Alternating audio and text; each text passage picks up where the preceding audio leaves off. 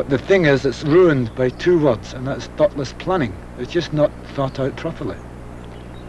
Is it the kind of industry that cannot be thoughtfully planned?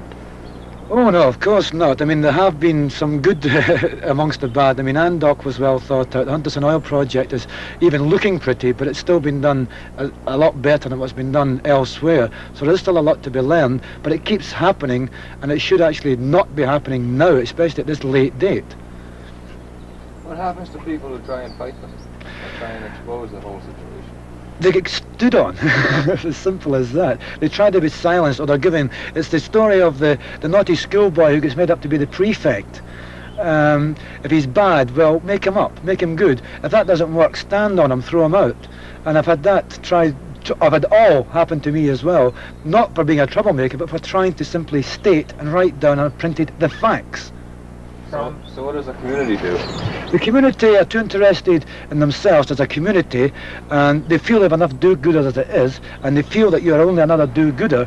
So when you come along with a decent suggestion that says, plant some trees, make it look at least a bit better, they'll turn around and say, that's a silly idea, because they don't know any better.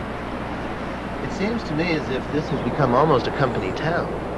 It is a company town. You've seen it yourself. It is a company town. They only live for one thing, the next order. But what happens when there is no next order? But not only that, the company itself seems to feel that they can tell you where you can go and what you can do in some respects. The companies seem to think they own everything. They don't own everything. They don't own everything.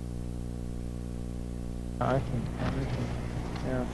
But what are the chances of them getting that? Well, I think I've got it, because there's nowhere else I can build a deep rig in Scotland. Right. This is the only depth of water. How deep is that water just there, in fact, right in front of the ruin? How deep would that be? It dries. Huh? It dries. Oh, really? It dries at low tide. I see. Right down to that point there. The deepest piece of water is about 40 feet. I see. So why they want to build a harbour there or a pier there is beyond me, because at low tides it's very shallow. Right, right. I see. So in actual fact, who owns this land?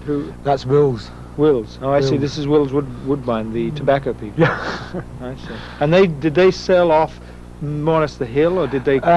It's debatable whether they've sold or leased. It's very difficult to actually say. I see.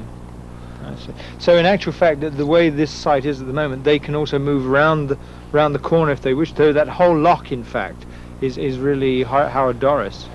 It is. The thing is, to move around the corner, you might find that people from Plockton and Dranview start objecting again, because it could just be seen through a pair of binoculars, and you're back to a Dranview again. So as long as they can't see or hear it, just slam it all onto us. Because the argument has been used that Dranview, everybody got so tied up with the Dranview situation that Kishwan nipped in.